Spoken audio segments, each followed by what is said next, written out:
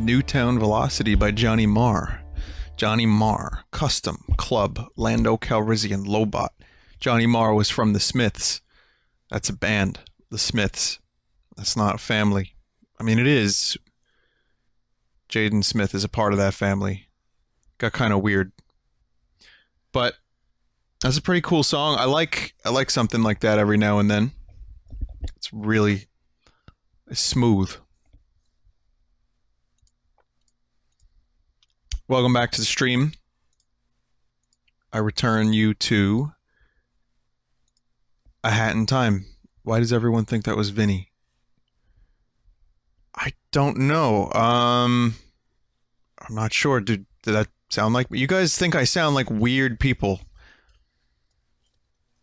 There are times when I play a song and people are like, is this Vinny? And it became a bit of a meme, so I just no longer believe any of it. But there are times where I question, and I say to myself, there's no way anyone thinks this is actually my music.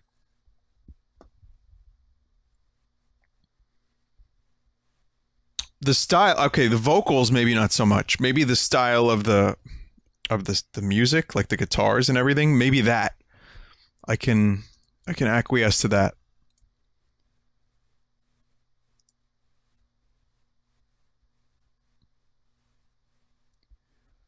Newtown Velocity. Like that, maybe? How about this one?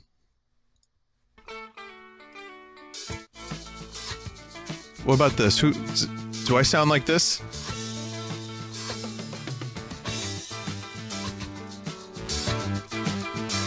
This guy right here.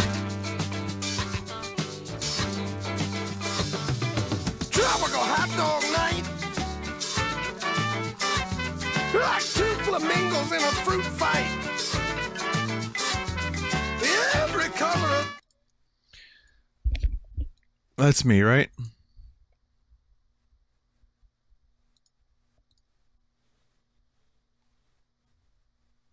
Alright, let's load it up. I don't think I could sound like that if I tried. I'd have to gargle charcoal, get punched in the throat, and subject myself to an enema.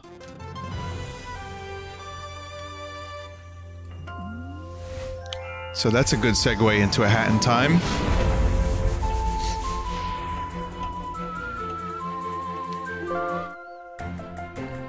%65%. Full Throat Enema. Good. That's a good band name, so we'll start the stream with a good band name.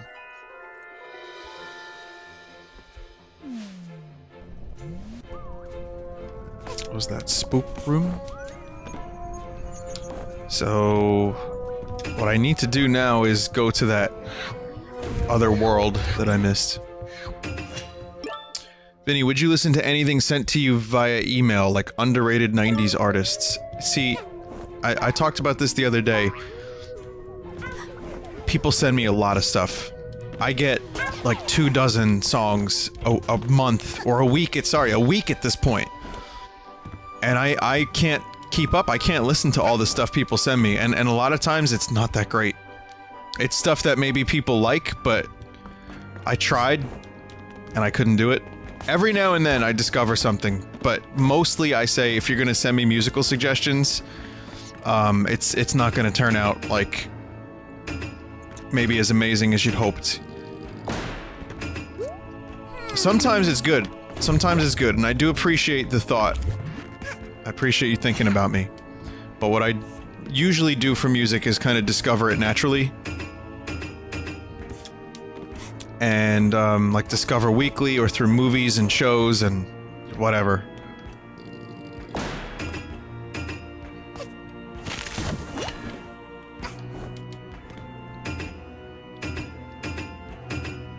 Do you like ska? Not really.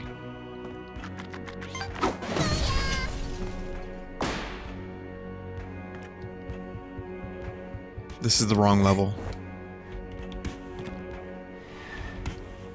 Okay, so we have to find the one I missed.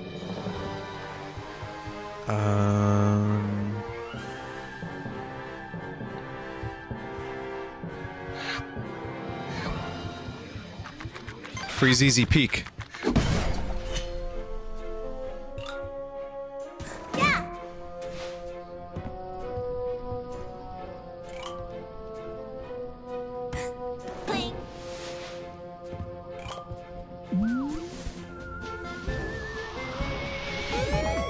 I've heard ska that I've liked. I've heard... something about that style reminds me of... Scotty Doesn't Know from... what was it? Euro Trip or Road Trip?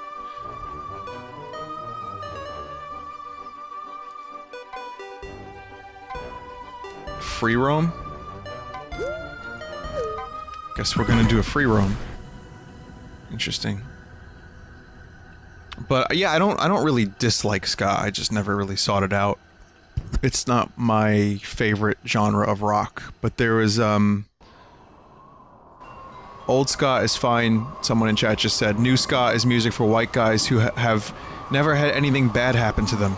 Wow, that's an interesting assessment.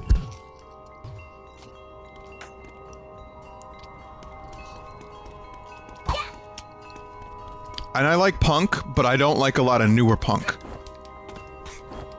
That's the thing. There's, like, weird sub-genres of punk that don't do anything for me. And I like some metal, but then other genres of metal do nothing for me. So, I mean, I don't know, I'm picky. I am picky. I know I should be, like, super open-minded, man. But I'm definitely picky with music.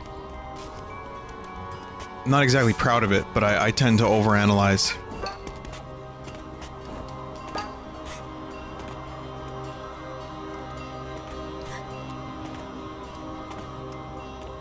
So, Mountain, Cold Mountain. Far Cry 4.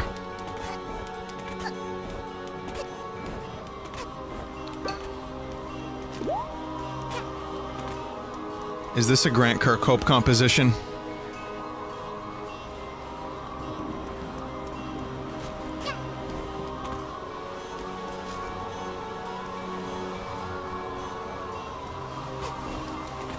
No. Only the hub. Okay.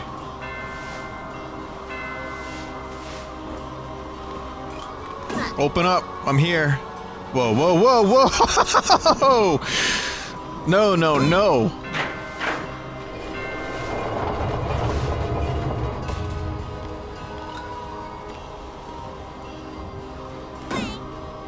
Vinny, what are you...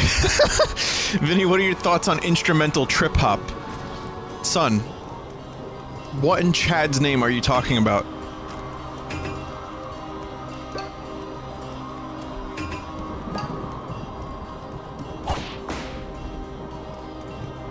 Do you like the Pixies? Yes.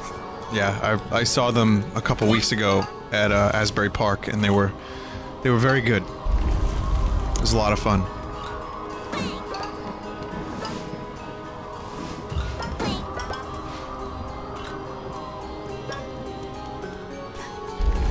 Are you a fan of the Whomstov? That's a great band. It's a classic rock band, right? With Roger Daltrey and Pete Steve Townsend.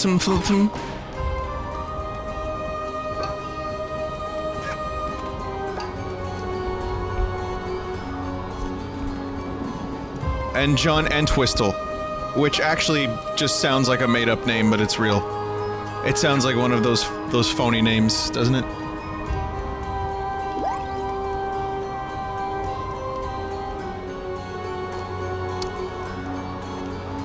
Won't get foisted again. New episode of Curb Your Enthusiasm was fantastic. Fucking laughed out loud. Cackling like a dumb idiot.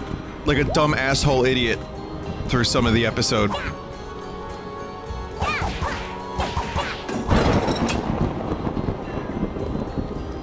Elizabeth Banks did a really good job.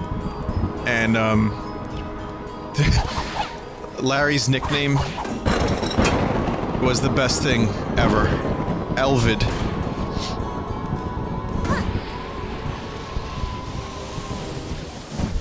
What in the name of Grant Christhope is this level?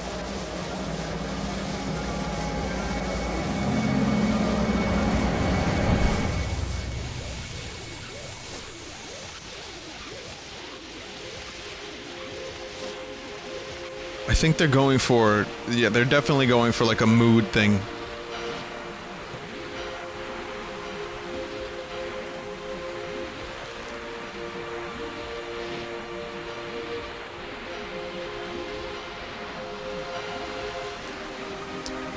Definitely didn't expect this from this game. We will climb the holy mountain horizontally.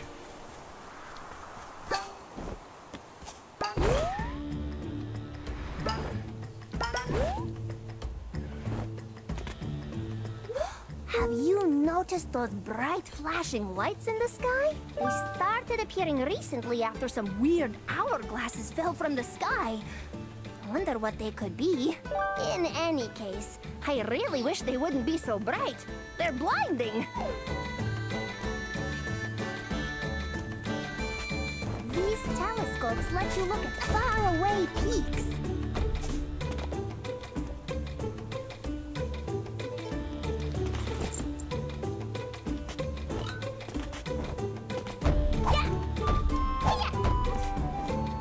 Just a giant dude. Are we gonna be slaying gods?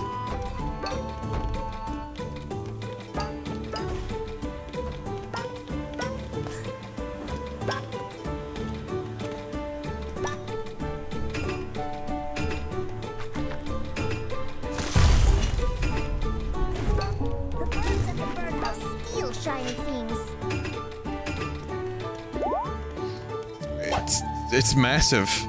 I don't know if I like it yet, but this is a huge level.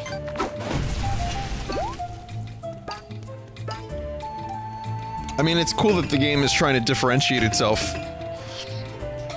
Like, World 2 is all about these little individually contained stories about the movie industry, bird movies.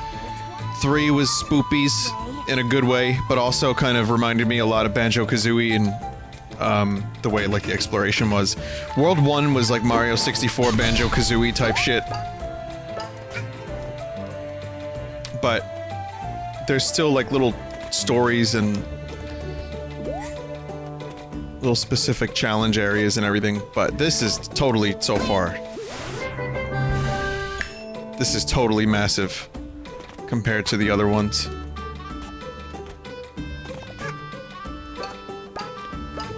Is this Chrono Cross music?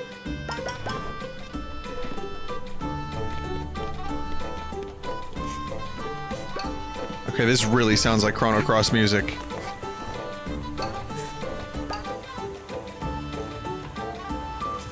I'm not complaining.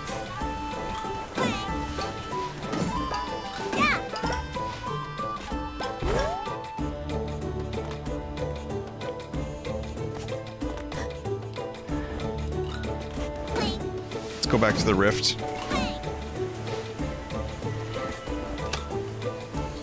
Alright, so this here is a baby daughter clone. And she's gonna save the world because she's her sister's baby's daughter's clone.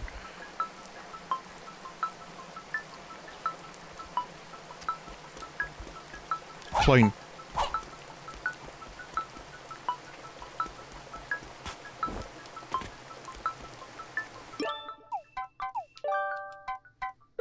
Oh, we can make the new hat. Horizontally. Time stop.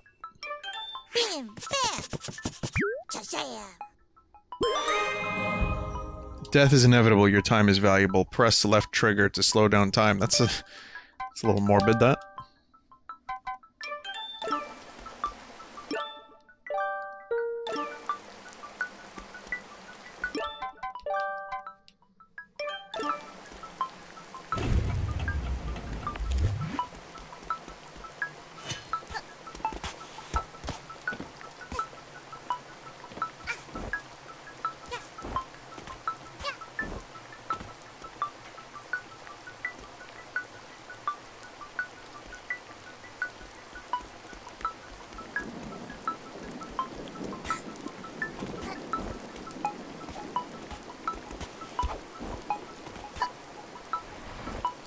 So yeah, usually you play through most of the level first, or you get most of the timepieces, and then you do the rift.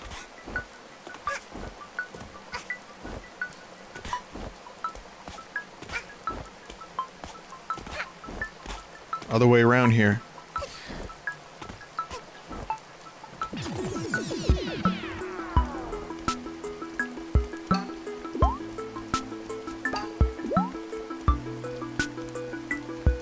I mean, the music in this game has been really good throughout.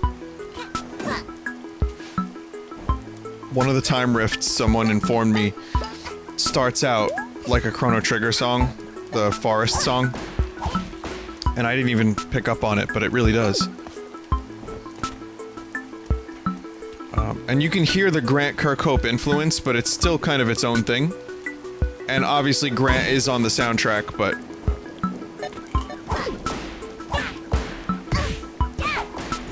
it's quite good. Quite good. It's not a poo emoji, is it?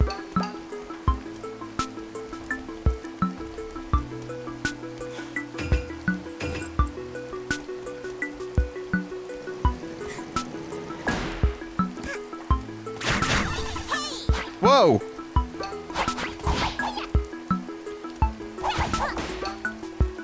Invisible thoughts.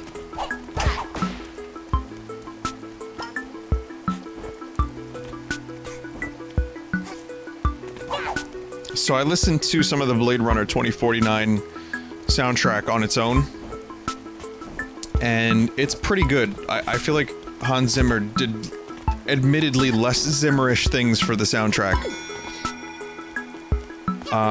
It still doesn't compare to the Vangelis soundtrack, which I think works well on its own, where the Zimmer soundtrack, you kind of need the movie.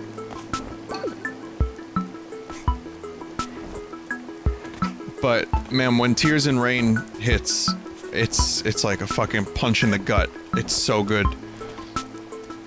But even some of the other stuff, like some of the sounds that they found were just, like, really bizarre and awesome and pretty decent. Pretty decent. Why didn't they get Vangelis? I don't think Vangelis wanted to do it. I think he said he didn't want to repeat himself.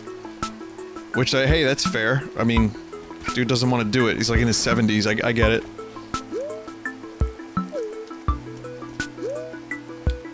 Interstellar had a great soundtrack. The movie had problems, the soundtrack did not. And people shit on Hans Zimmer because and he does that a lot. He does that a lot, but I think Interstellar was an example of him being, well, amazing. I think I got everything here.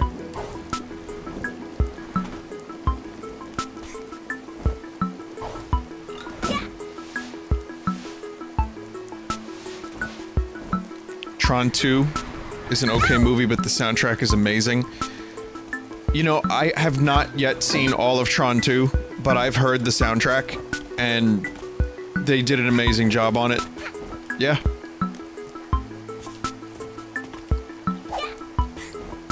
That's one of those movies that the soundtrack is more famous, perhaps, than the movie itself.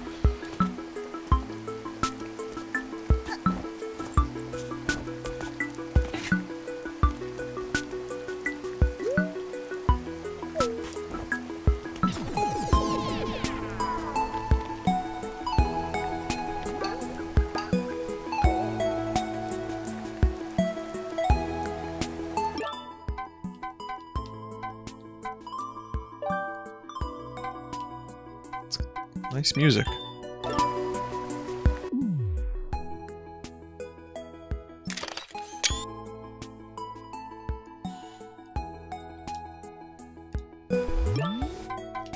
Thought that was something that it wasn't. I thought maybe all the little graffitis were picture spots. Like, some of them are, but just the ones that look like apertures.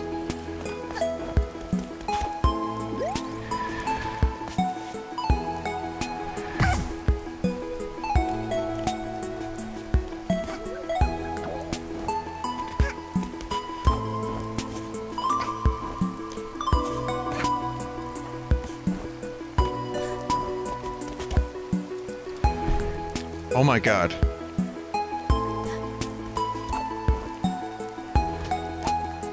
Oh my god, please. What the fuck?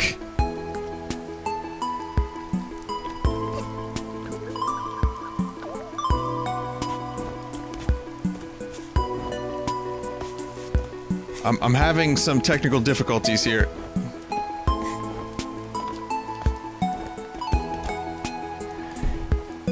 Turns out it's a lot easier to get stuck over here than you think. Oh, I can jump on that. Oh. Oh. Whoops.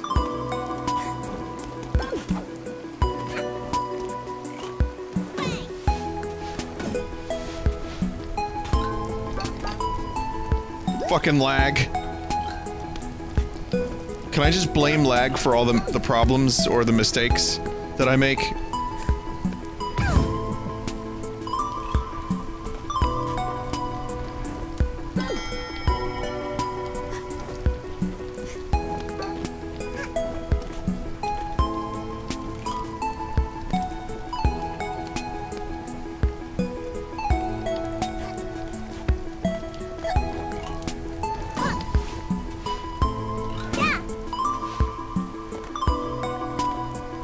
It's okay, lag can always be blamed. Lag. That was my favorite part of growing up. I was talking about the online games I played when I was younger. During the Killing Floor stream, if you missed that one. And, yeah. That was a staple.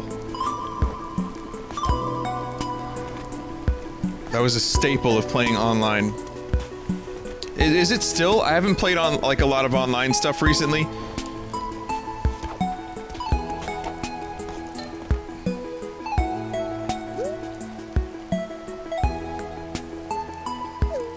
Yeah, still? Alright. Yes! It's all lag, laddie!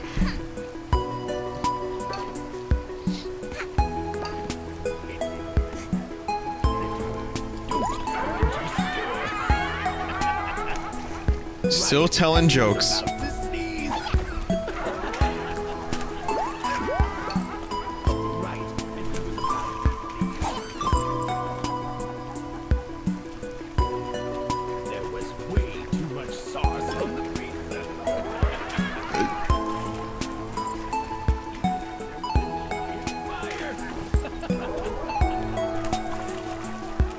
Diablo 2, yeah, that was the worst one. Diablo 2 getting, like, fucked up internet. And losing, like, a wind force or a Stone of Jordan was the worst thing. That was worse than, like, disconnecting in a match of StarCraft. So I think I missed one of the photos. Is there not a photo here?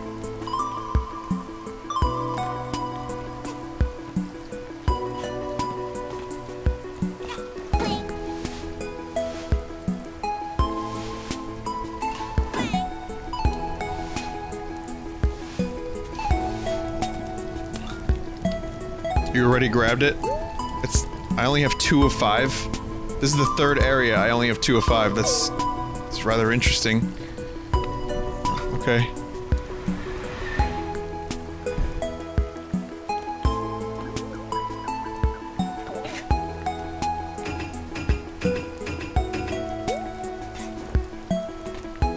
Missed one last area.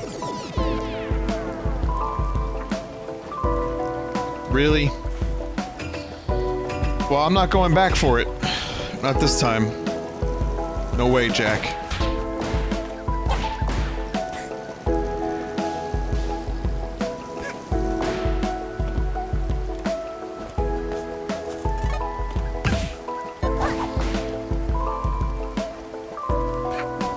Valuable lore will not be assimilated.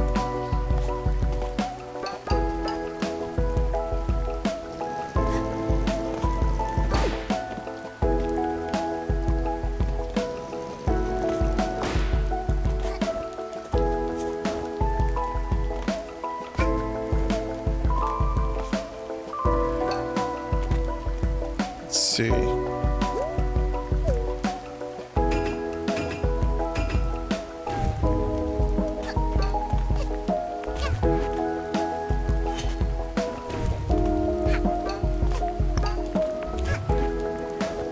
Red balloon?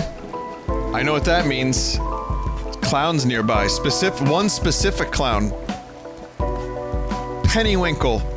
The penis enlargement selling clown. I gave him a name. Do you like it? Also, I have a couple of random thoughts. The first random thought is, when hot chocolate is no longer hot, it's just chocolate.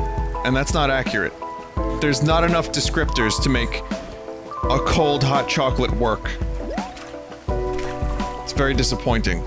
And cold hot chocolate? Come on. That doesn't sound good. I saw a discount aisle, like clearance aisle, in a Primark, and I realized this whole store is just a discount clearance aisle.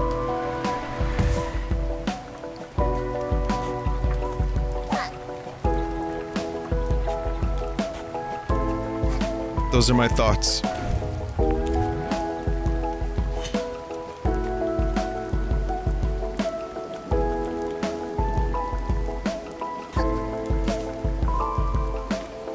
That'll only work if you've ever been to a Primark.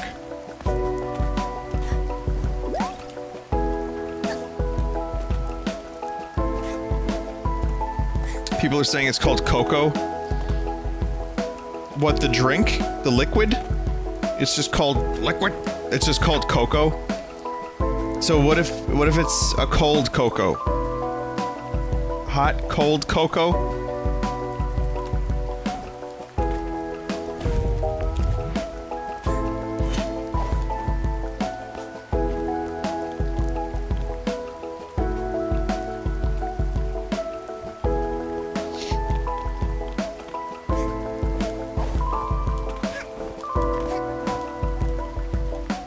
I think I have to, like, ride this windmill, maybe.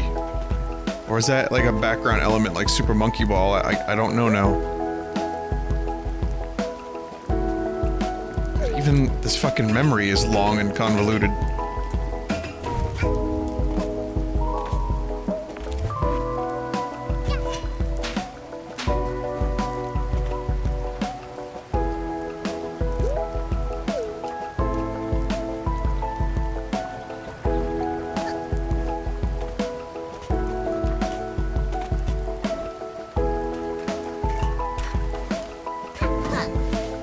Did I ever tell you guys about the hot chocolate, sorry, hot cocoa story of when I was at my aunt's house? Not aunt, my aunt.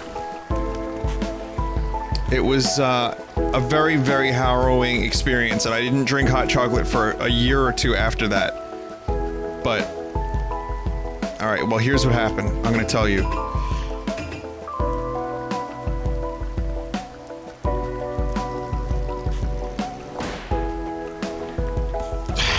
Damn it.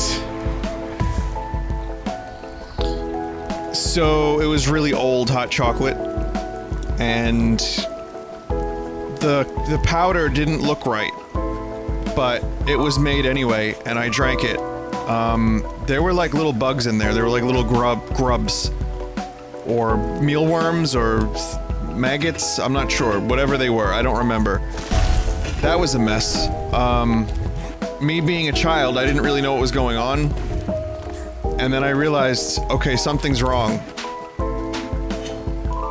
And then looked into the powder and saw that there were a bunch of not alive weevils in there. True story. My aunt, I don't think she knew. She just thought like, well, why would hot chocolate go bad? That was a normal thing in the Civil War. What?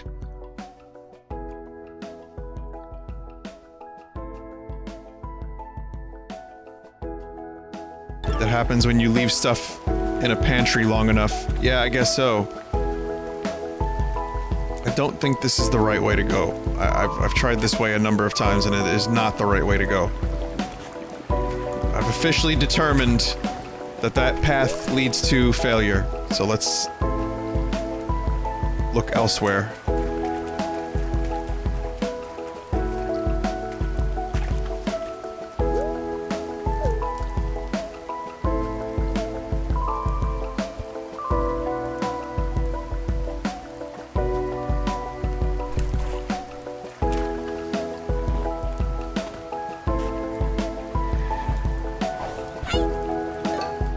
Wow, wow, oh god.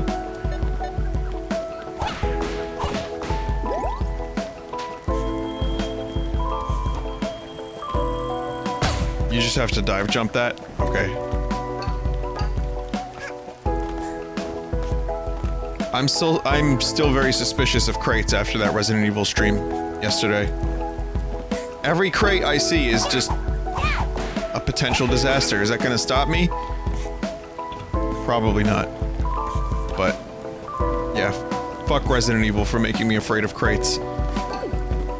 Have you heard about Poop Crate?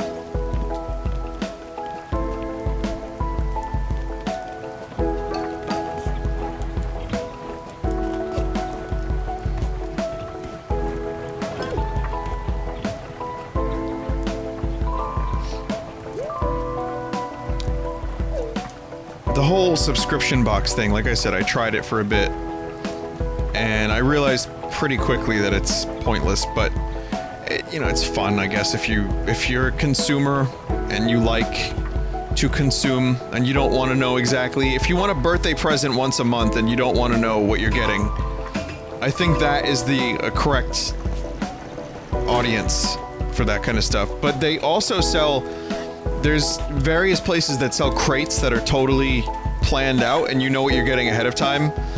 There's like a zombie survival crate that I've seen a while back. There's zombie survival crate, there's like man crates, which is obviously just bacon and shaving cream, of course.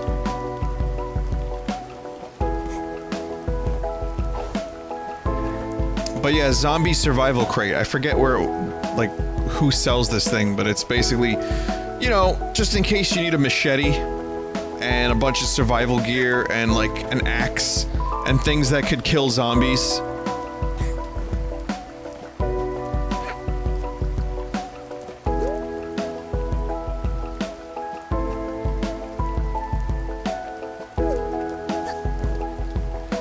I have to go in the waterfall. Okay.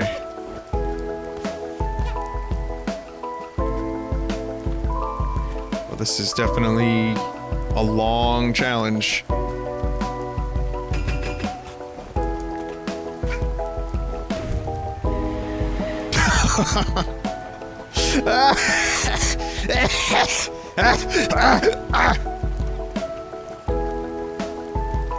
Happy Halloween.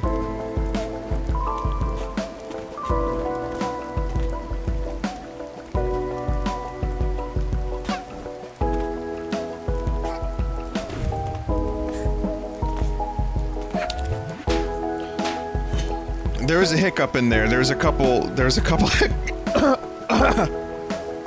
Oh god, I have hiccups. What the fuck?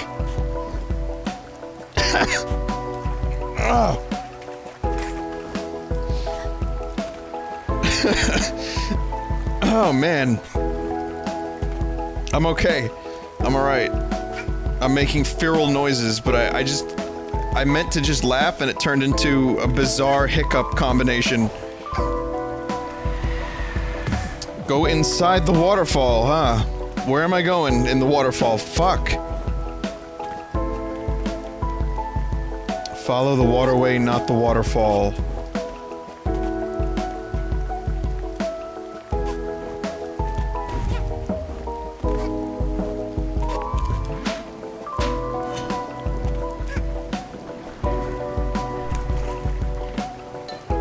Got it. Thanks. Alright, well I don't have all the pieces. I thought you guys meant going the other way. It's a reasonable assumption.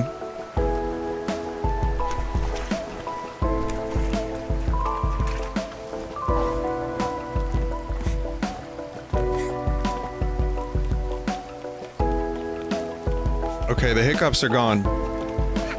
It turns out the hiccups only happen when I'm already making a fool out of myself anyway.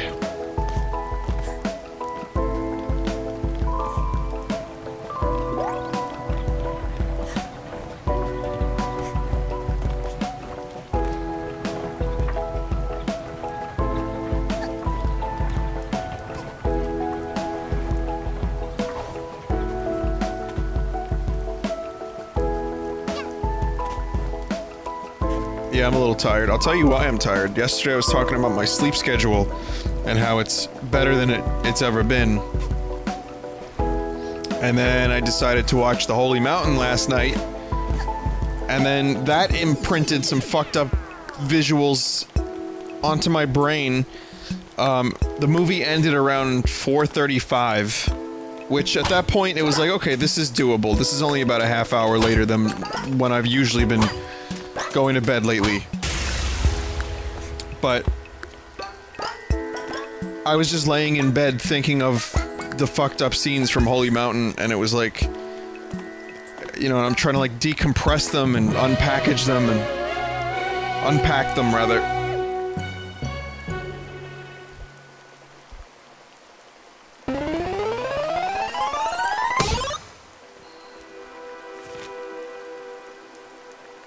There's gonna be a big gap in the middle here.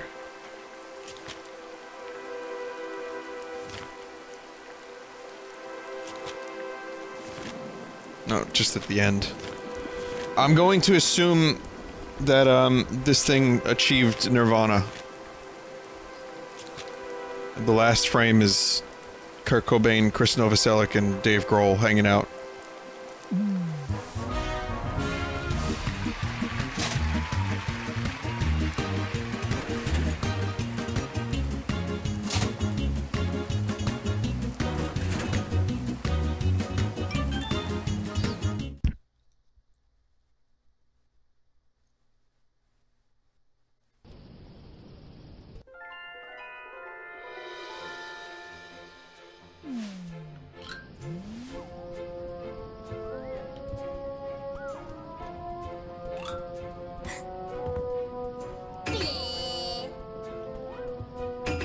Oh look, even her hair is dyed.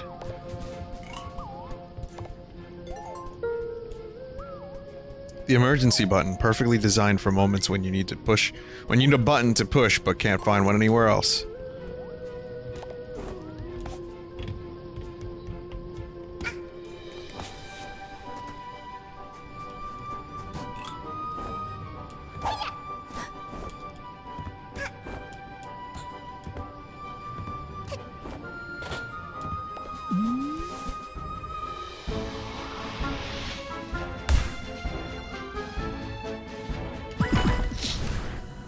I guess we're still doing free roam.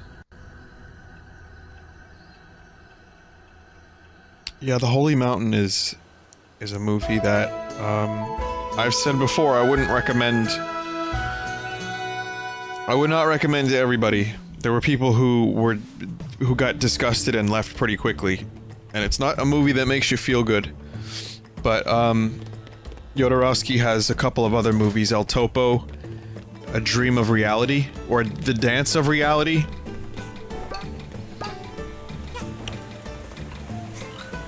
I haven't seen those two. Dance of Reality just came out a couple years ago, so I really want to see that one now.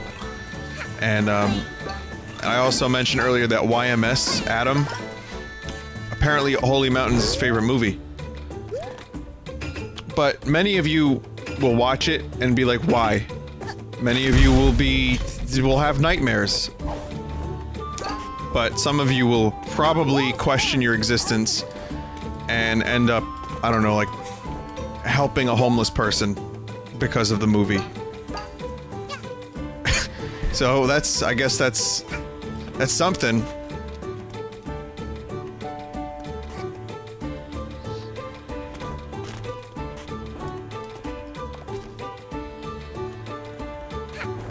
So just good luck if you watch it. That's really all I can say. Good luck. Welcome, young one. Please make a purchase at my humble stall. There is a message there. It's not just random for the sake of randomness. There's an attempted message, and symbolism is very important in the movie, and Jodorowsky uses symbolism in a way that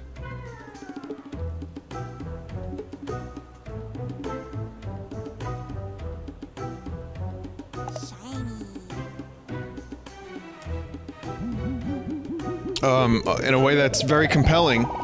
Sometimes really obvious, and sometimes not at all obvious. But yeah, it's not Sunday afternoon, like, chill viewing. Welcome, young.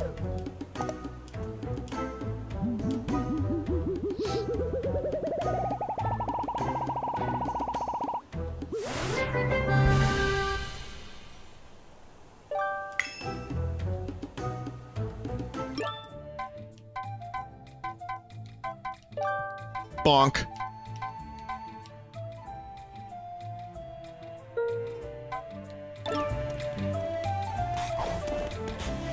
Oh, that's cool. Yeah, instead of bonking, you just wall run. I like it.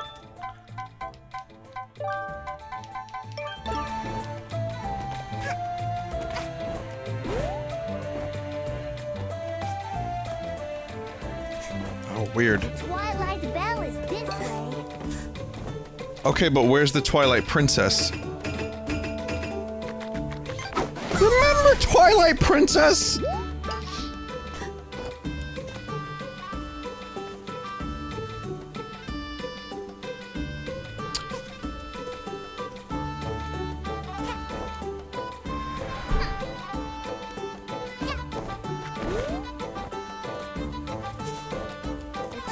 I really... It's those flowers from Breath of the Wild.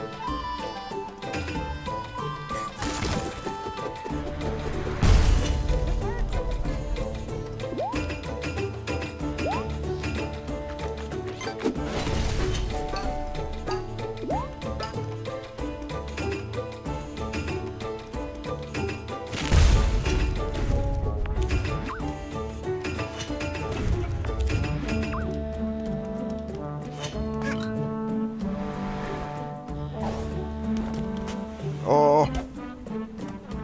Whoa! It works!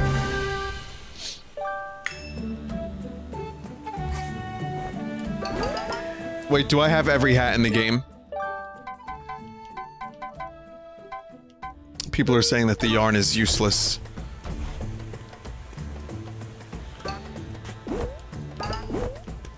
I do, okay.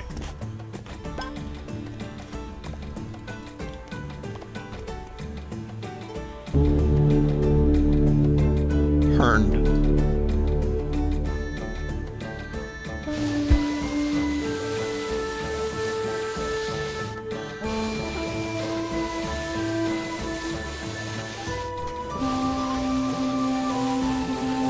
Oh, cool, okay. So that's how you get to all the other areas.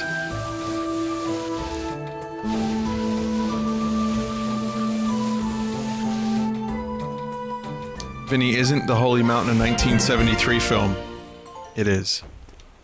It is. In fact, for someone who asked me earlier, how did you hear about this movie? And I'm sorry I'm bringing it up so much. Well, I'm not really sorry, but I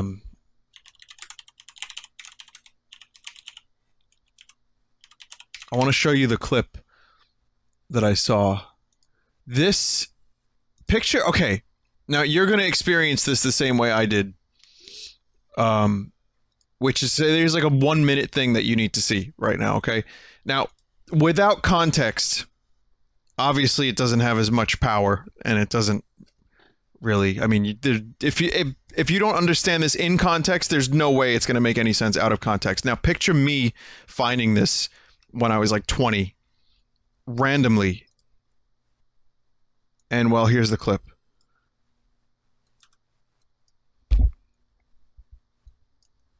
To conquer a mountain is easy. I can go through solid matter.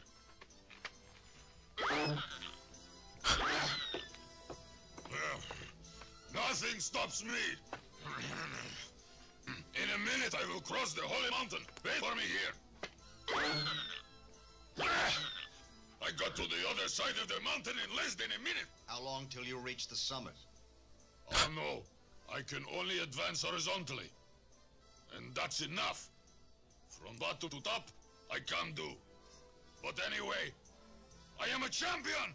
I have conquered the holy mountain horizontally! Horizontally! I am a champion! I am a champion! I founded the academy! I give the awards! picture seeing that with no context and being like, what the fuck? What is this shit? Right? So that was me. That was me at like 2021. And then I kept thinking about it. Like, you would think it would just go away. It would be like a weird random funny and then that would be it. But I would continue thinking about it. Horizontally! Horizontally!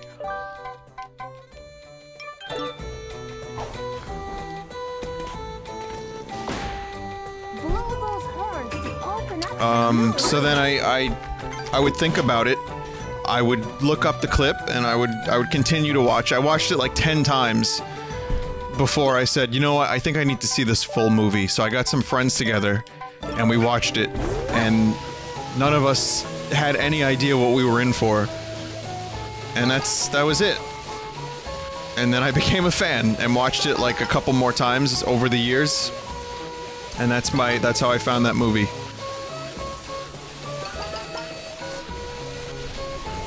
For better or worse.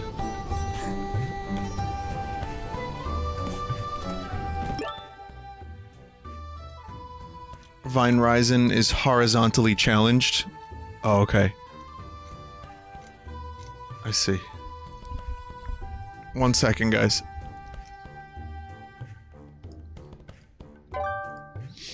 Alright, I'm back. Oh, I see, there's a thing. This heat is great! Oh, it's even hotter to the right. Yeah, I mean, the fact that The Holy Mountain is a movie that I watched at that time and then continued to watch might explain a lot about me. If you ever wondered why is Binyat so weird, well, now you know. Is that movie a comedy or a horror movie? It's neither. It's pretentious art symbolism bullshit in the best possible way. But I love how those were the only two conclusions you could come to based on that clip.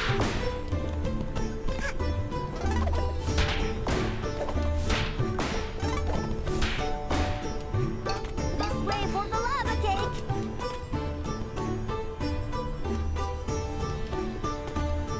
Lava cake.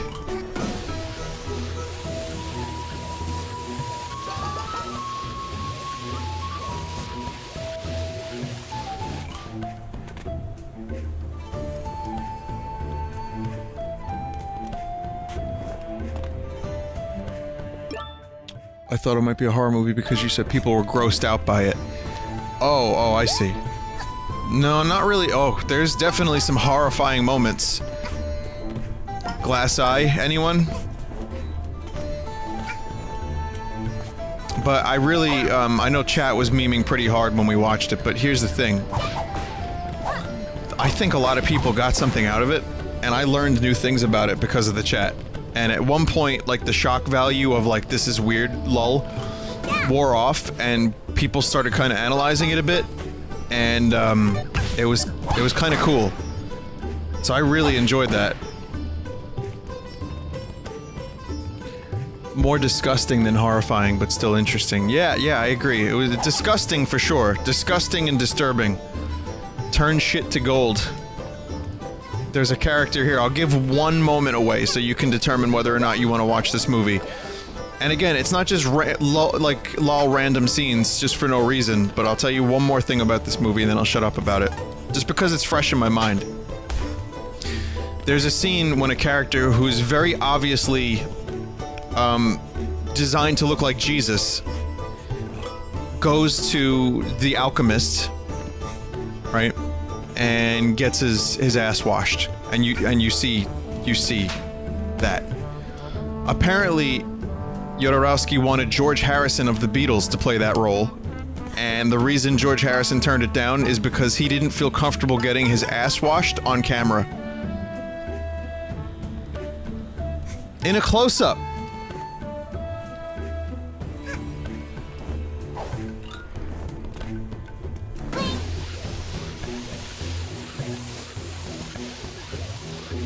Vinny, do you ever regret introducing some of the things you do to the chat?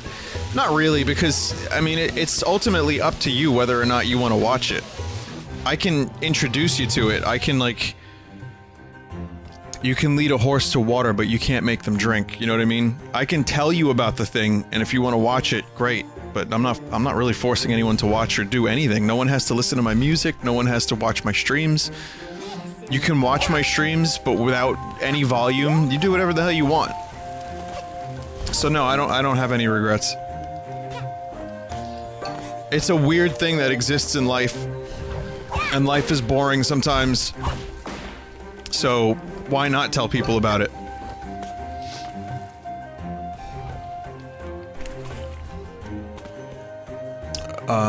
Some people will now know what to avoid. Well, that's good. I'd prefer people avoided the Holy Mountain. For the most part, I wouldn't recommend it to most anyone.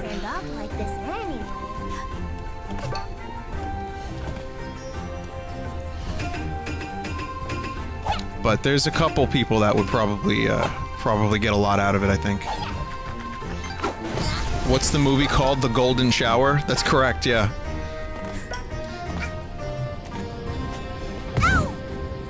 Oh. This reminds me of Mario Galaxy. You can lead a horse to water, but you can't spend that year in college.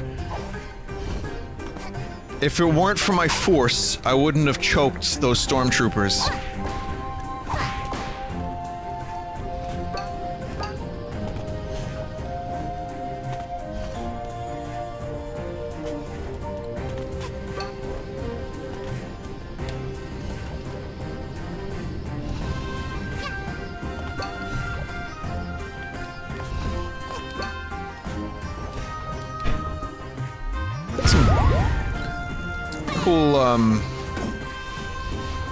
Some cool stuff going on here. I really like this stuff.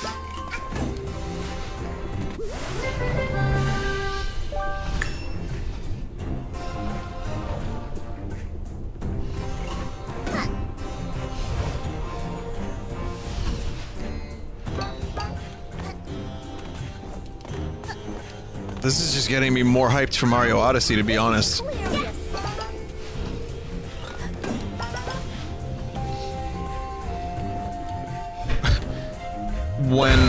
When I read that Mario Odyssey got a 39 out of 40 from Famitsu, I wasn't, like, upset that it didn't get a perfect score. I thought the 39 out of 40 is amazing for Famitsu. Compared to other Mario games, it's on par. But, oh, here's a question. Did anyone actually think Mario Odyssey was gonna be poopy? With the effort Nintendo puts into their main Mario, like, entries? Was there ever a doubt? I mean, at the very least, the game could have maybe been, like, mediocre great for Nintendo. But at this point, like, you just expect them to do a good job with Mario. Say what you want about Mario 3D World, I still think it's a great game.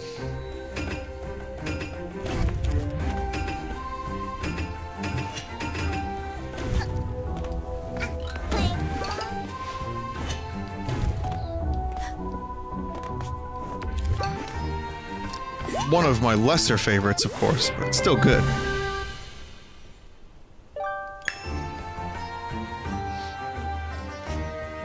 And then there are people who think that Mario peaked at Super Mario World, and you're kinda not wrong, too.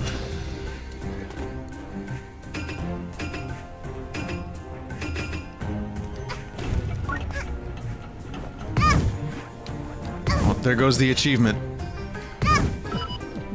No.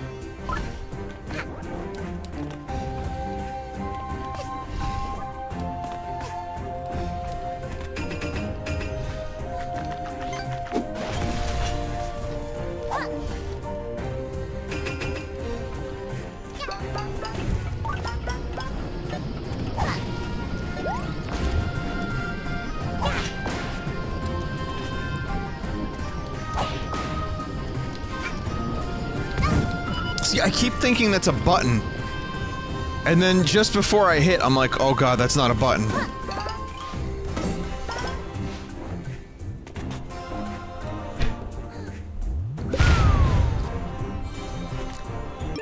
Mario hasn't peaked.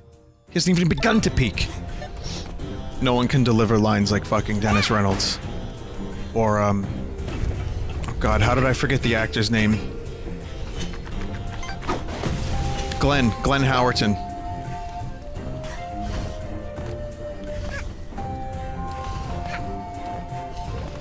Okay, I think Glenn Howerton might be the best actor on Always Sunny. Just pure acting. That fucking dude can deliver these psychotic lines with the conviction of 1,000 gods.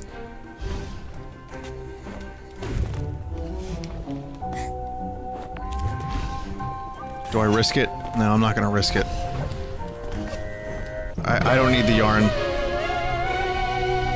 No, DeVito's great. Listen, I love DeVito, but you know, he's getting old, he's forgetting his lines, and Charlie Day is just the obvious.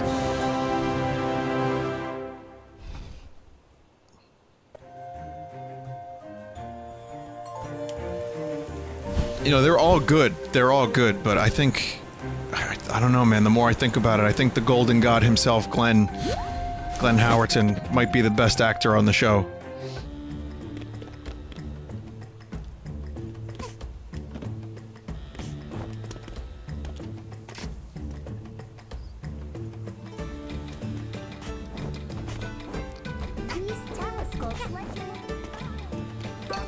It's my favorite, at least.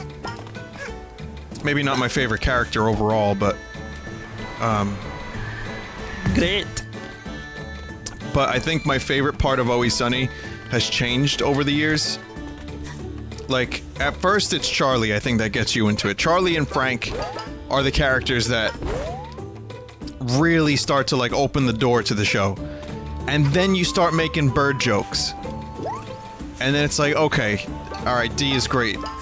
And then the majesty of Mac begins to open up to you, because you realize this dude's got, like, layers of problems that are only yet, like, as of now being revealed and explored. But he's just a great character, he's just a lot of fun. And then when you hit the most recent seasons of Always Sunny, you learn more about the descent, or rather ascent. That's the hidden secret of the show, is that he becomes more sociopathic, Dennis. He becomes worse and worse and worse. And he's totally okay with it. But he then starts scaring the people around him. Like, maybe in ways that weren't happening in the earlier seasons. And that, to me, is the magic of the show. It just unfolds. It's the stupidest show in the world, with the dumbest set of circumstances of almost any TV show I've ever watched in my life. But yet, it opens and unfolds and reveals more of its majesty to you as you continue to watch it.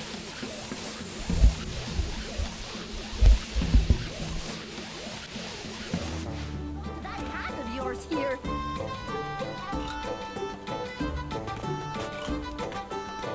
I spy some trash. Because of the implication. It's like poetry, it rhymes.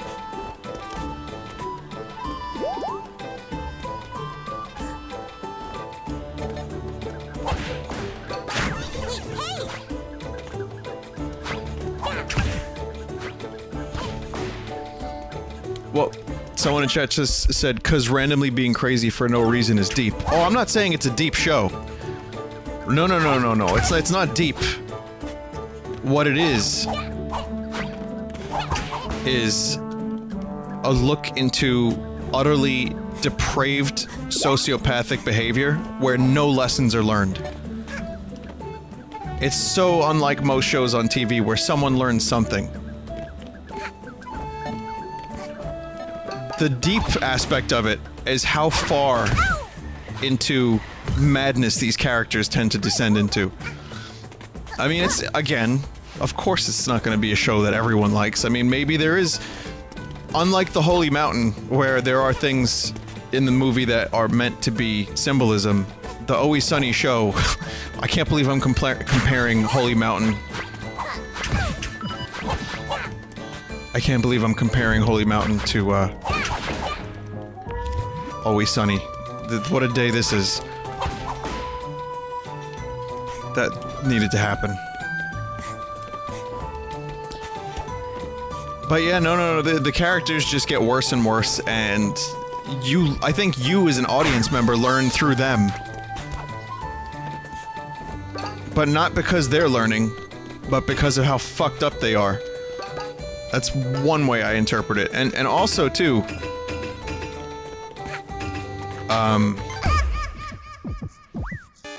That's cool. Yeah, this got hard. The show does have a level of heart.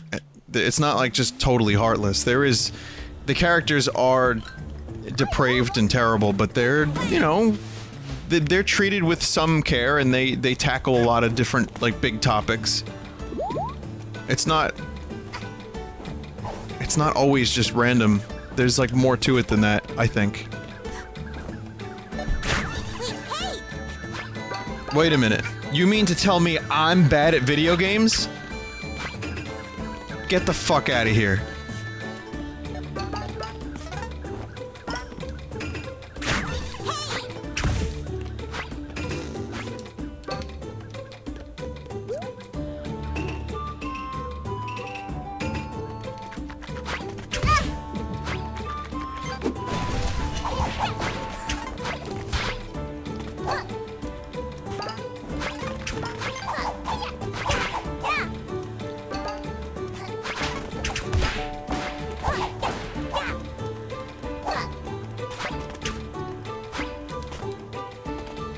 Anyway, that's my pretentious bullshit, I don't know what I'm talking about analysis of Always Sunny. That's my attempt at trying to explain how I feel about the show.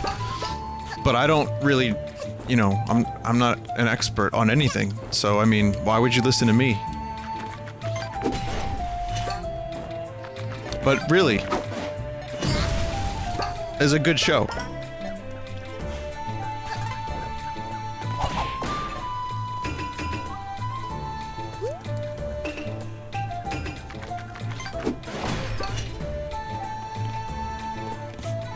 Health.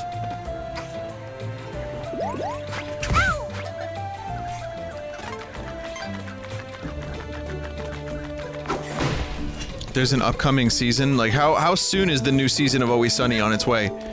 Because didn't the previous season, like, kinda just go off the air, like, a couple months ago?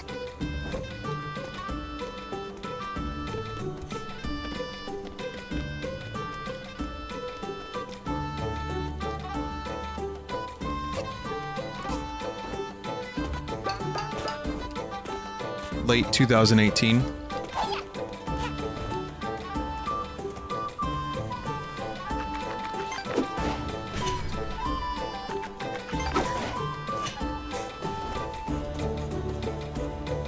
Taking a year off before they start filming again.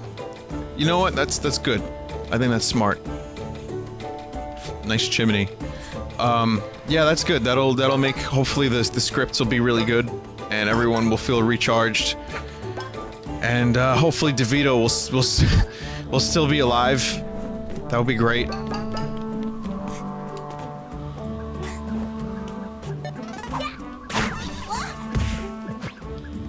Wow, that's pretty good.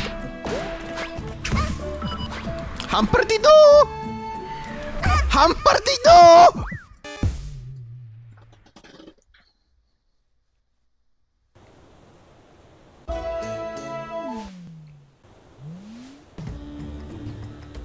I'm not trying to be negative about Danny DeVito.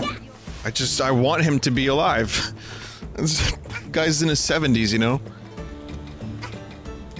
I would be as heartbroken as anyone, if not more so.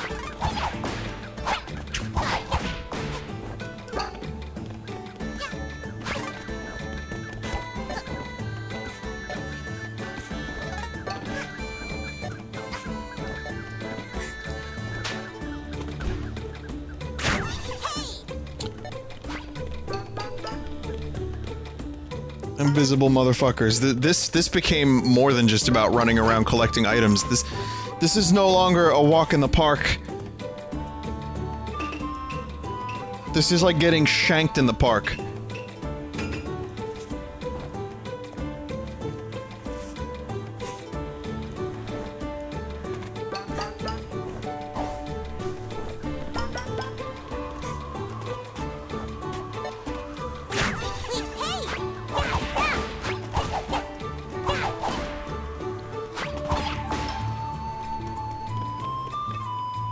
It's really not that hard. You just have to be on. You know? As in not talking shite while streaming.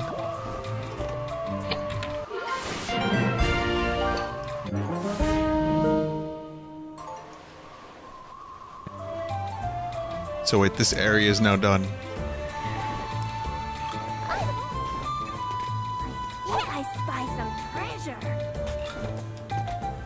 Oh yeah, well I see that treasure too. Looks like a kern. I'd hold on to that hat of yours here.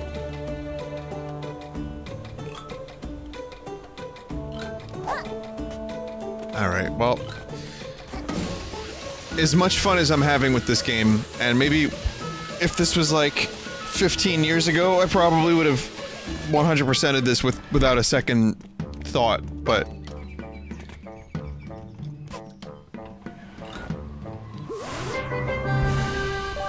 for the stream's sake.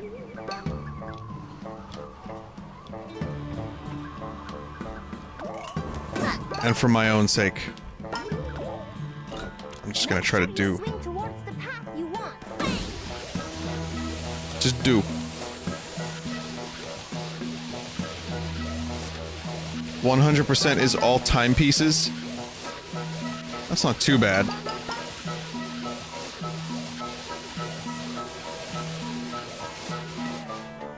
There's a horn at the top.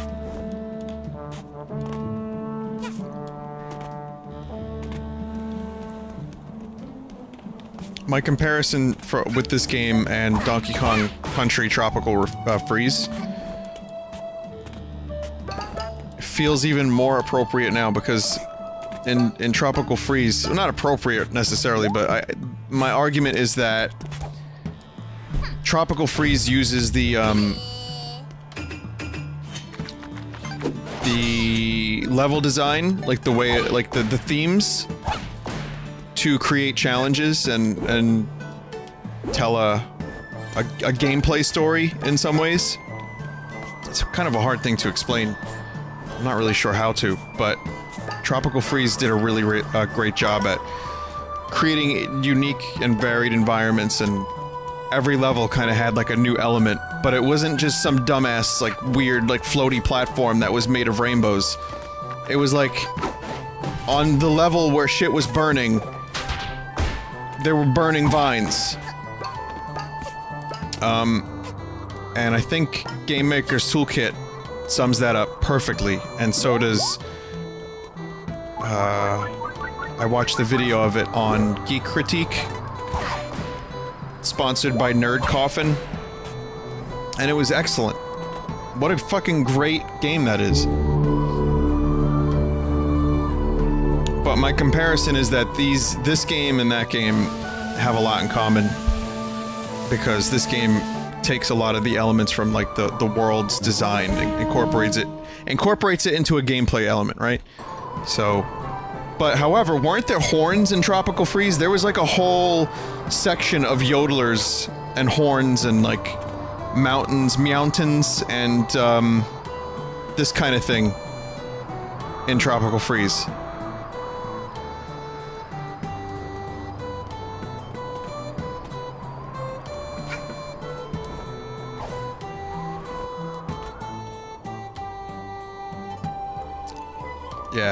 Yeah, that was definitely one of my favorite themed areas. That and the Africa one with the giraffes and everything, and like the giraffes moving to the music.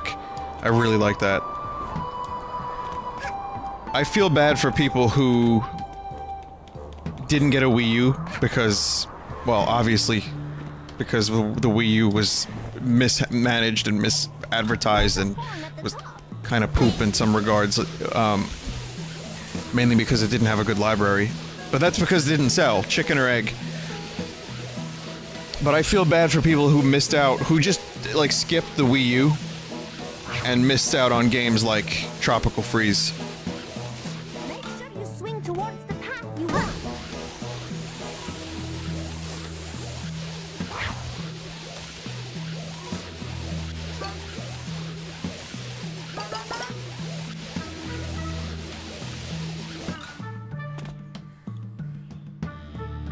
They're deluxing everything so it may hit Switch.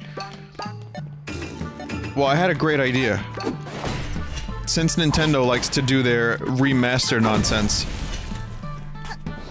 how about a Donkey Kong collection?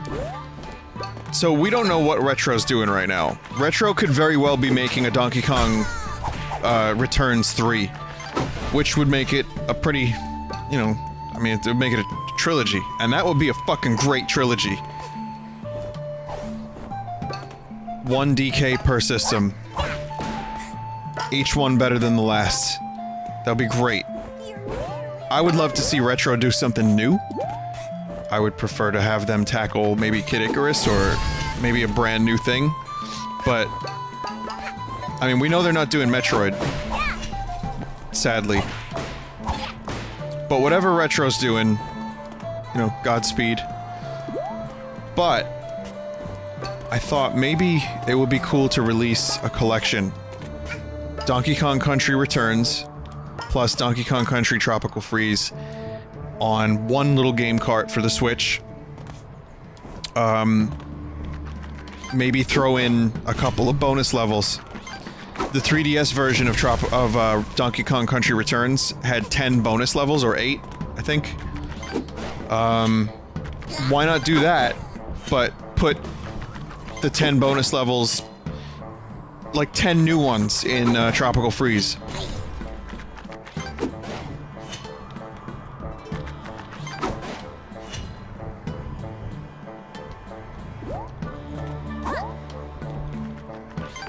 I tried real hard to get it from up there. Mistakes were made.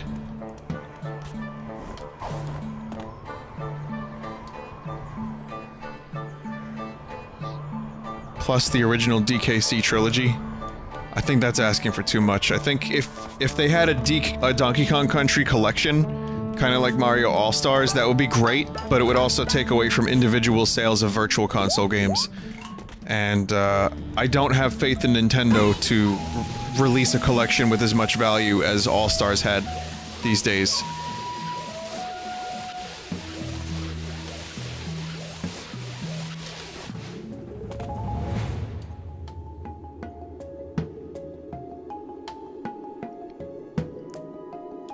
If you really think about it, the SNES Classic at 80 bucks.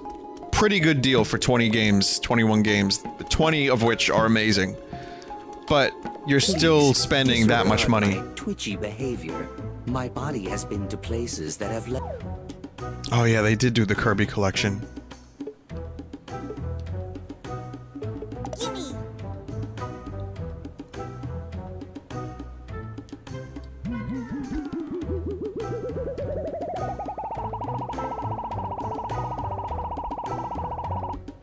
You don't think Nintendo's ever doing Virtual Console again? I don't know, I kind of think they'll do it again. I just don't think they're ready to do it right now. I've heard a rumor, not a rumor, but there's like a theory. Oh. There's a theory that Nintendo didn't do any Virtual Console stuff because they wanted the indies to shine.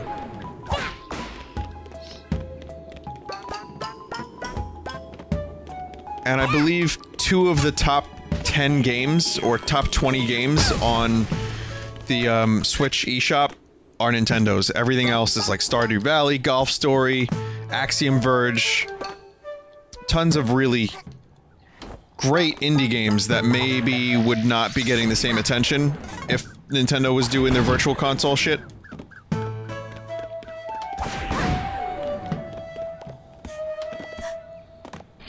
It's a theory.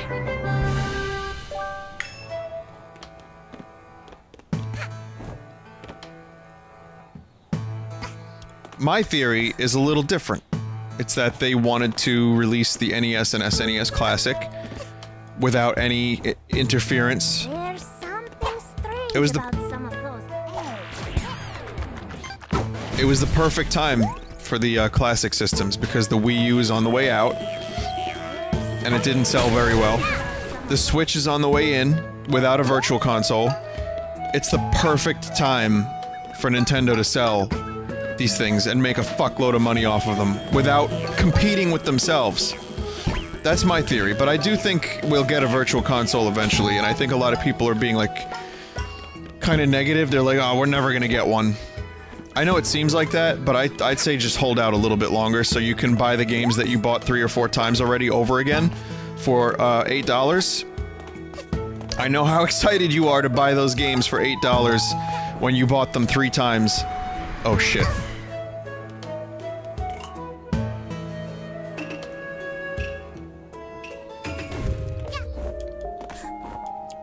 I think they're toying with the idea of like a universal Nintendo account, but I can understand maybe the logistics of the virtual console being a little shitty, because now that they've gotten a little bit more proficient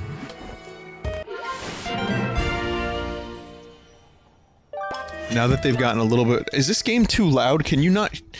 I feel like I'm like screaming over the game.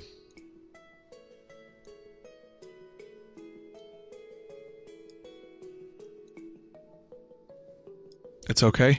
Alright, let me lower... It's on my end then. Alright.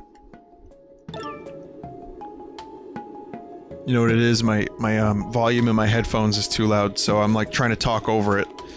It's good now. Yeah, so... I can understand why it would be a bit of a problem, because the Wii U... They, like, kind of unified the Nintendo account, right?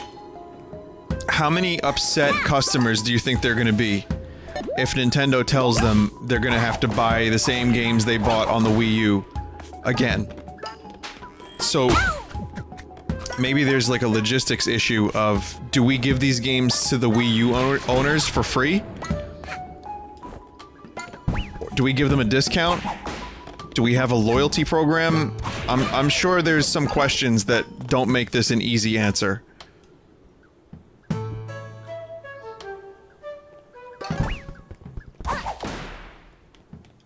And of course, some people will argue emulation is free and easy.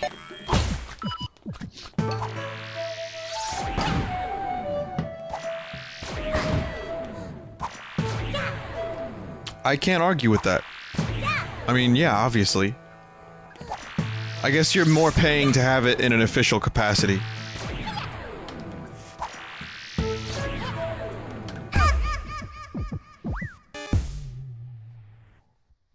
That's gonna be a fun clip.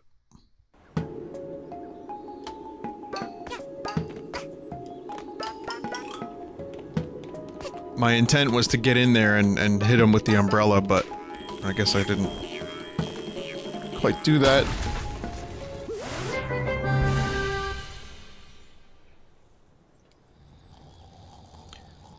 With the Switch Online, you're supposed to get a library of games that are basically virtual console games. Oh, they're in love. Yeah, I don't know what the full details of those free games are gonna be, if they're in fact free.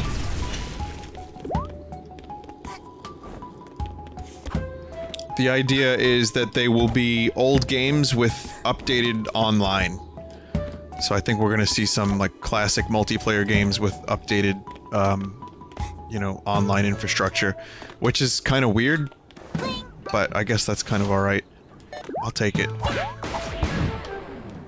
It just better not be Balloon Fight Online. I do not give a fuck about Balloon Fight, and whenever Nintendo offers it as a reward, I play it for, you know, 3 minutes, and then never look at it again.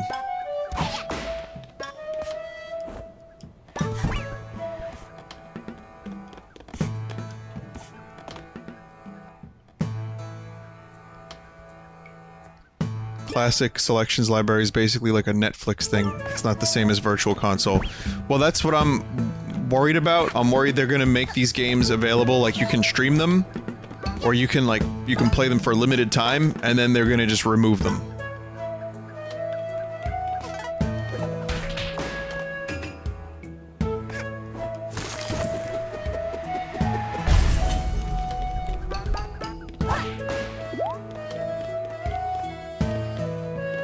It's such a weird thing. I don't know.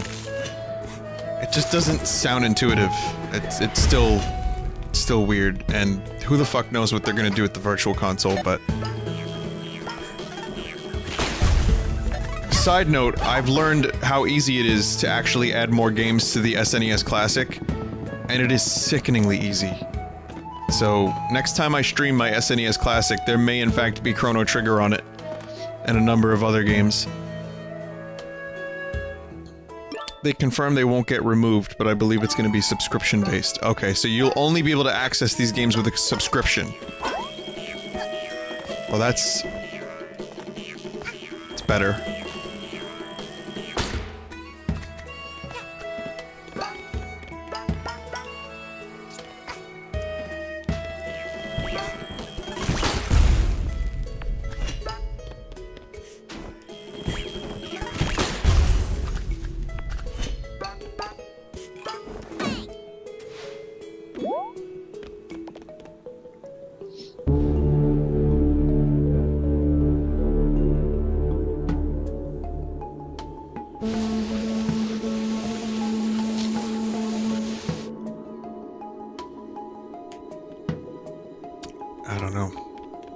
There's not a whole lot to talk about until we...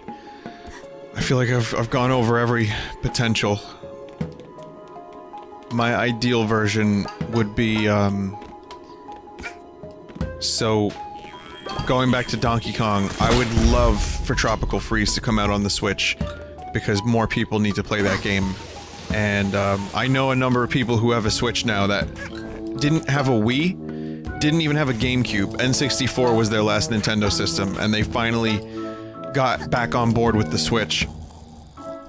So, a Donkey Kong Country collection, even if it is just Returns and Tropical Freeze, that would be great.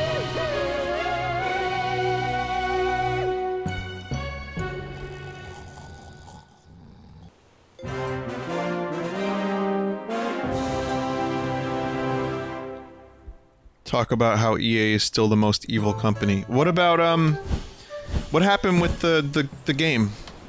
Did they, like, nuke Visceral? What happened? There was, like, a news story today.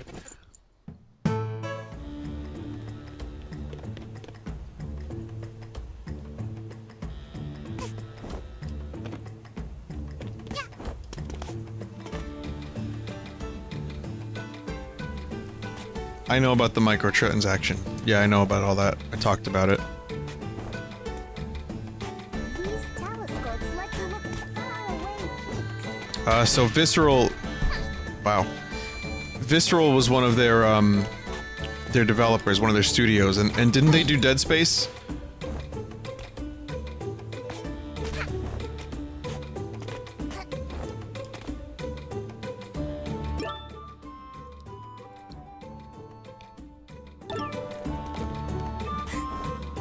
Yeah, well, Dead Space, I think it might have been Game Maker's Toolkit that covered... that's a great channel, by the way. I really like that channel. It definitely taught me a lot of things.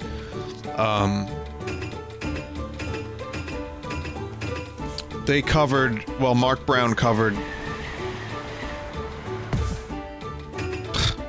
I'm a dumbass.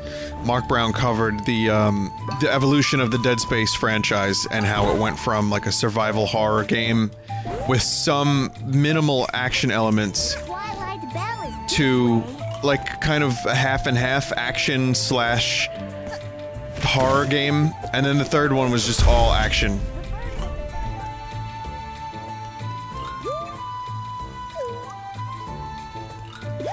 I never played a Dead Space game, and I played Dead Space Extraction. Does that count?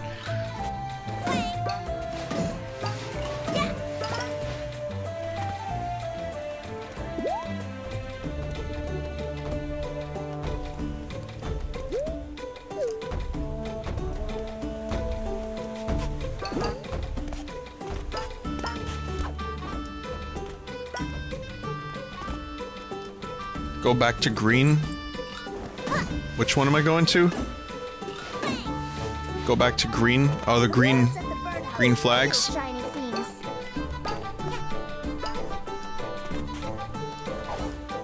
One day I'd like to play the original Dead Space, but I don't know why they were nuked. But they were working on a Star Wars game. And people were really excited about it, or at least, I don't know who they were, but apparently it was an anticipated game. Twilight Bell is this way.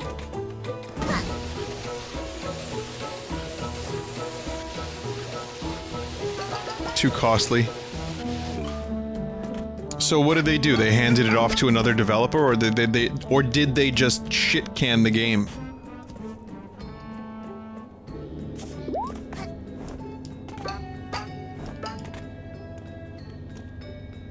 Did you hear about the Activision news that happened today also?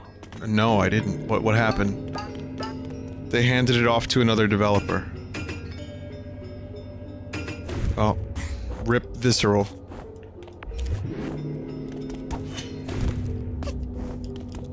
The Twilight Bell is just ahead. They canceled it so they could make it into a cash cow like Overwatch or Destiny. No more single-player games. Rebooting it. It's gonna become a multiplayer-only game. Activision has a patent on matchmaking to force people to buy loot boxes. They shit-canned the original idea and is giving it to a new developer team to go for a more open-world approach.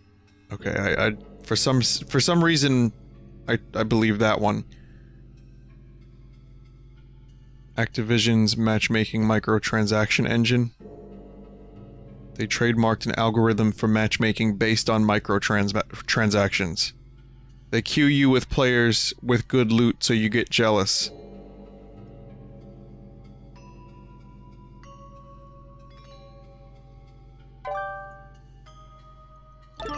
You can't be serious.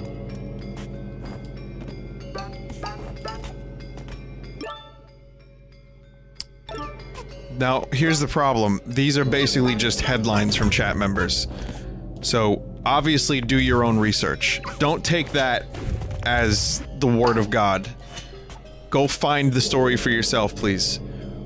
As I will do when I'm done streaming. But, if that's the gist of it, and that is... it's somewhat accurate on any level, that is disgusting.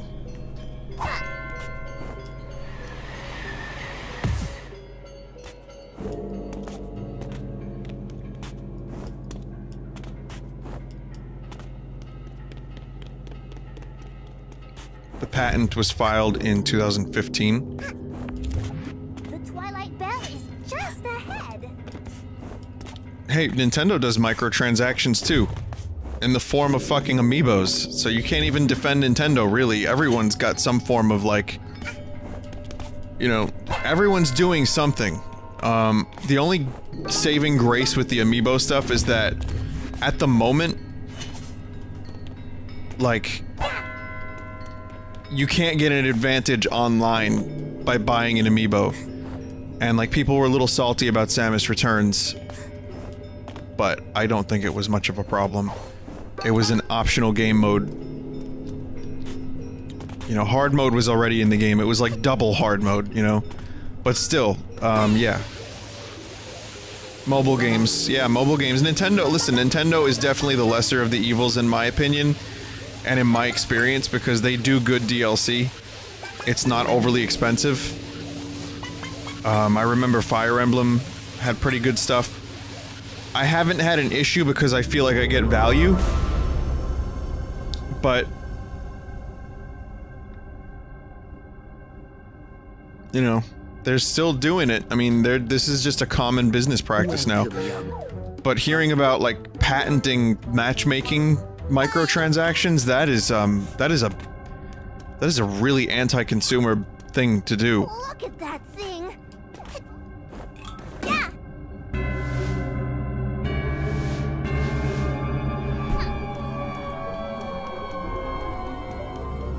Oh shit. Oh fuck. The Twilight Realm. This really is Twilight Princess.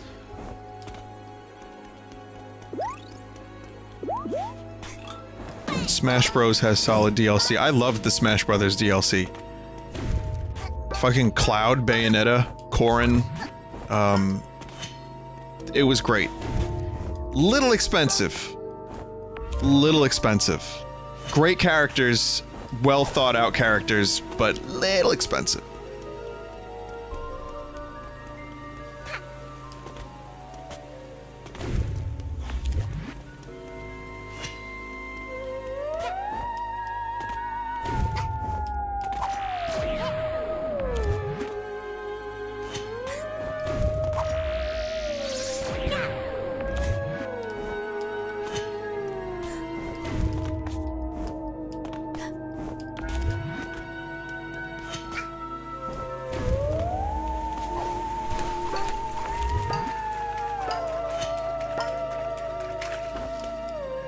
Nice use of theremin. Do you think the Breath of the Wild DLC will be worth it? Well, I got like, what, 8 hours out of the first DLC pack?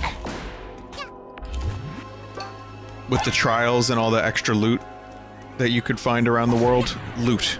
Just the word loot is loaded these days, Jesus. I have to catch myself, but no, really, it... weird connotations that words have.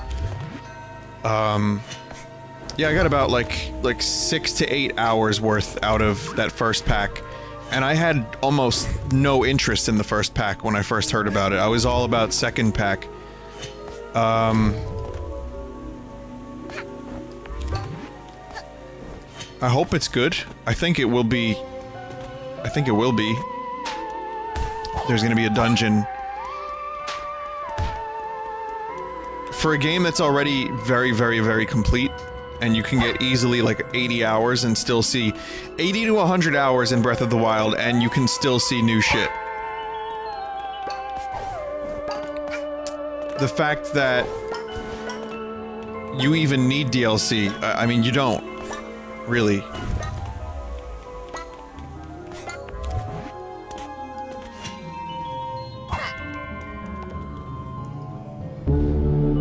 But that's a good value, 20 bucks for 6 hours, plus hopefully whatever the fuck the Champions DLC is gonna be, hopefully it'll be really substantial.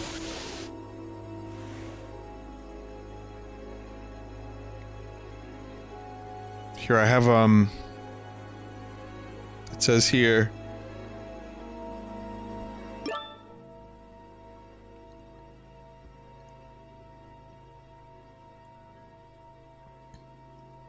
Hopefully it'll be a real Zelda dungeon. That would be great. And like new story and well, like some new areas to explore.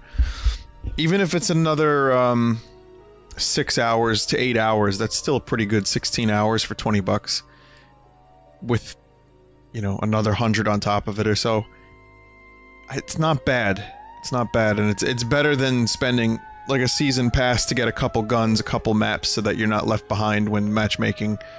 Anyway, the point is, I'm more down with more story and a dungeon as opposed to just having to pay for a map pack. Anyway, listen. For instance, the microtransaction engine may match a more expert marquee player with a junior player to encourage the junior player to make game-related purchases of items used by the marquee player. A junior player may wish to emulate the marquee player by obtaining weapons or other items used by the marquee player. So, A, it's a way to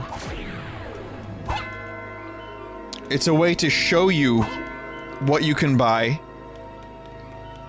and B, it's a way to discourage you from from playing as you are, because you'll never be as good as, or rather, the marquee player will have the advantage. So you should probably think about coughing up a few bucks so that you can get that advantage. So they're just rubbing it in your face.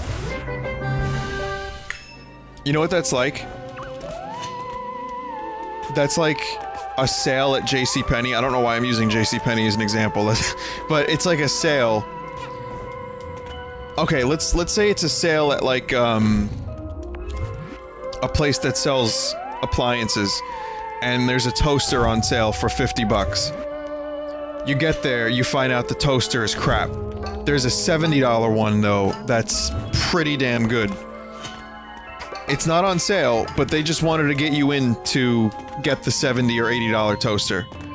It's done all the time.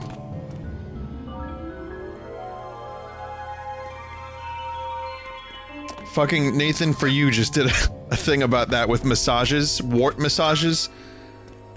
What's the name of that?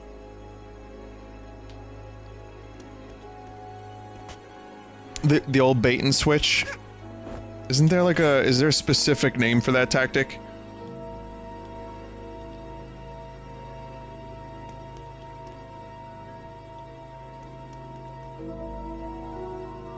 Upselling. That's upselling, okay. That's exactly what Prime Day is. Well, Prime Day... I've only been an Amazon Prime member for like 8 months or so I've only experienced one Prime Day. What a load of hot garbage that was.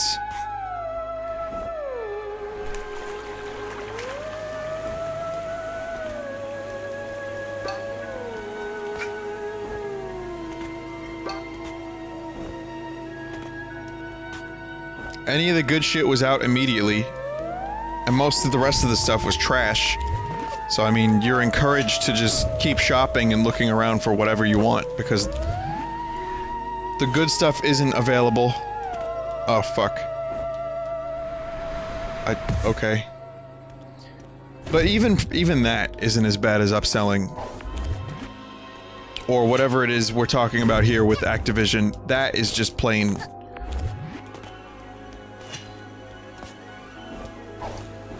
Like, I'm even wondering how this information got out, because this doesn't sound like something the company would necessarily want people to know.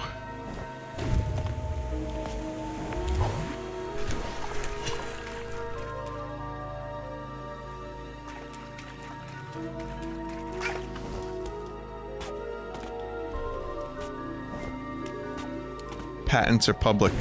Oh, right, you said patents, sorry. Yeah.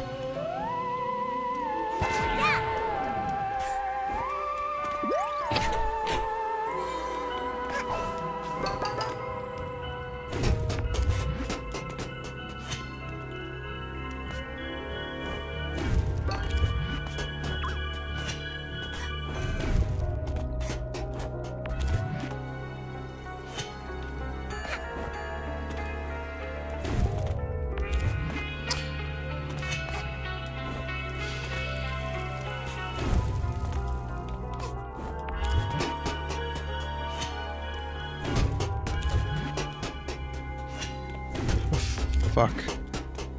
Oh, I see. But then how does that apply to this? It doesn't.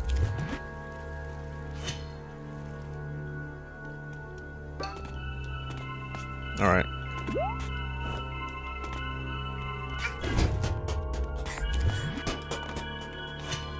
So I know it's like 3 AM, and I'm usually done by now, and I would very much like to be done by now, because I'm extra tired.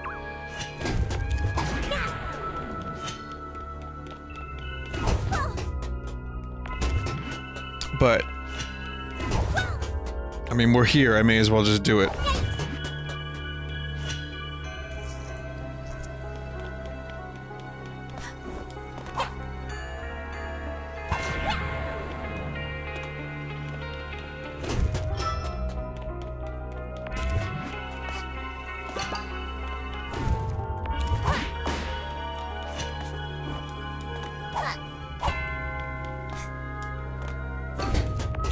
Cool. Alright, so this is cool. I like these mechanics.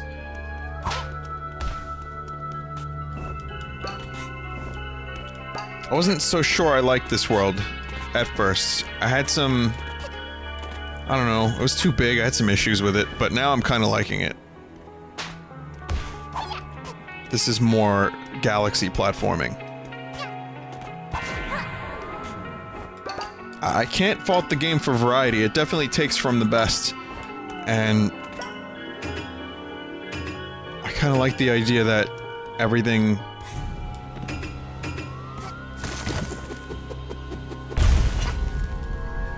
Oh. I like the idea that all these different styles of game are in here, it's just divided by level.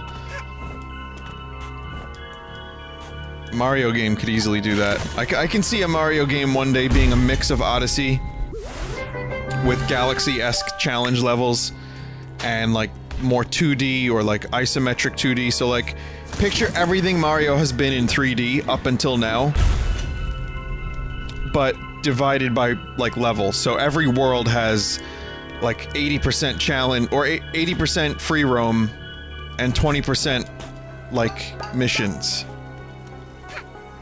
I know Odyssey is gonna have 2D segments.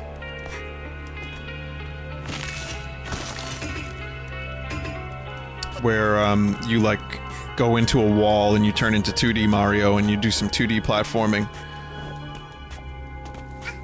Yeah, I guess Mario Odyssey is gonna be like that, but I don't know. I was thinking more like more specifically locking the camera. You know what I mean? So like the way the camera's locked for 3D World.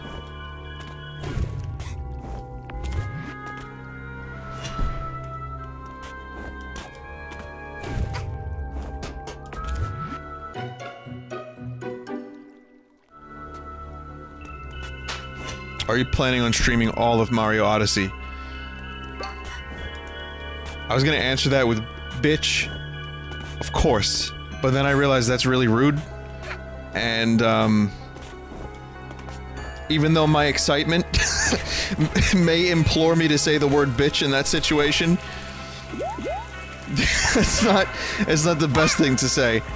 But bitch, I am gonna be doing all of that game. Bitch, I might be.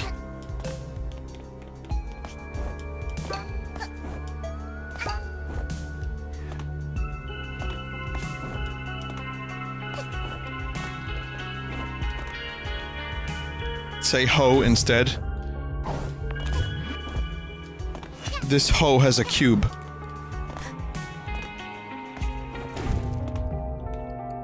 Oh my god, I'm confused. My brain broke in that segment.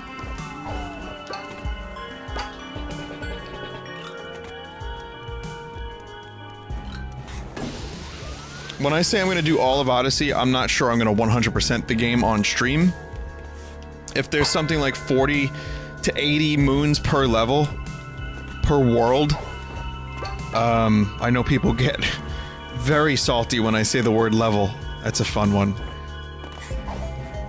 But if there's like 40 to 80 moons or more per world, then maybe I don't need to do all of it on stream. Maybe, kind of like Breath of the Wild, I can play through the majority of it.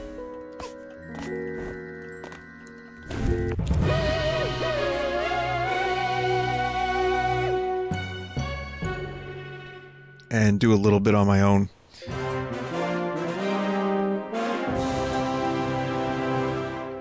I'd like to think that it's going to be a game I 100%. I think I've 100%ed every 3D Mario game since 64. Well, yeah, well, obviously.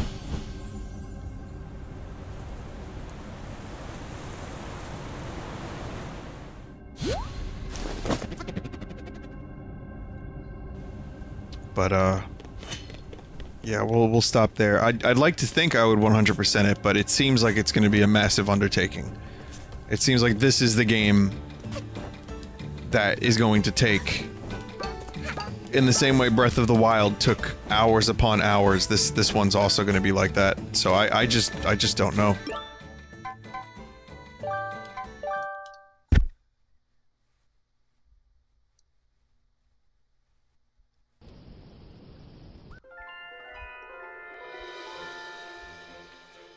Oh wait, did I do 3D World? I don't think I got all the coins in 3D World. Okay, maybe I didn't 100% every Mario game, like, all the way. but I got fucking close, if not.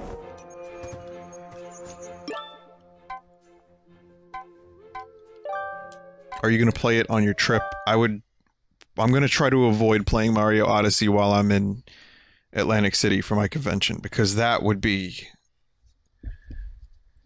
I mean, maybe I'll get a couple moons in the starting worlds, you know? Like, I'll try to do as much, like, because I'm gonna be around Friday. The day Odyssey releases, I'll be home. I'm not driving to Atlantic City until Saturday, so I'm planning on doing like a 7-hour stream of Mario Odyssey that Friday. So maybe I can do a little bit of the game on my own, but I'm going to try real hard not to miss out on the stuff that... I don't want the stream to miss out on the cool stuff. So I'm going to try my best to avoid playing the game, and I think I can succeed. I'll be busy doing 1,000 other things. So, yeah. Someone just said, Vinny, you should stream Hollow Knight or play Hollow Knight. I'm waiting for the Switch version. So, when that happens, I will.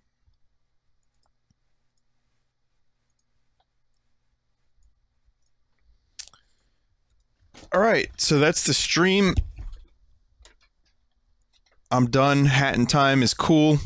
We'll probably got like one more stream of Hat in Time left. There's the final world. I don't know why I'm talking like that. World. There's the final one. And then there's the world that I'm in now, which I'm almost done with, I think. So, we'll do that next time. But first, fuck.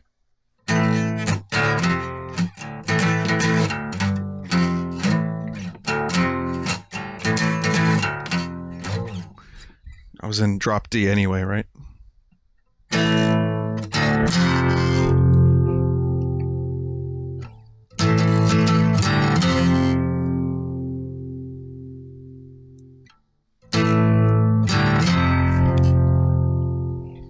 Listen to that thing, just fucking... It just goes, it's just the sustain is like...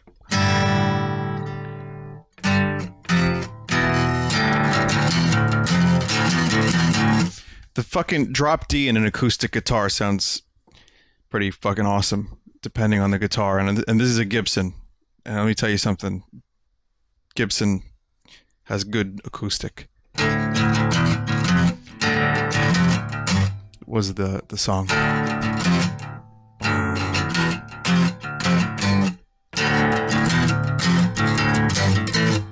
Something like that, right? That one song.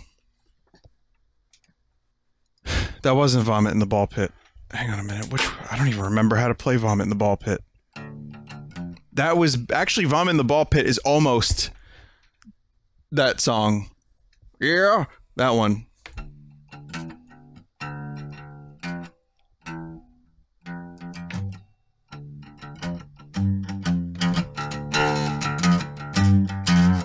Yeah, it's in drop D. I really have to learn my own songs. I was talking about this before, but I genuinely have to relearn my songs because I don't remember how to play them. I don't remember what key they're in.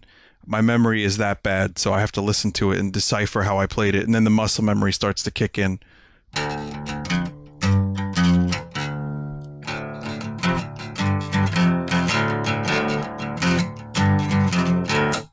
Yeah.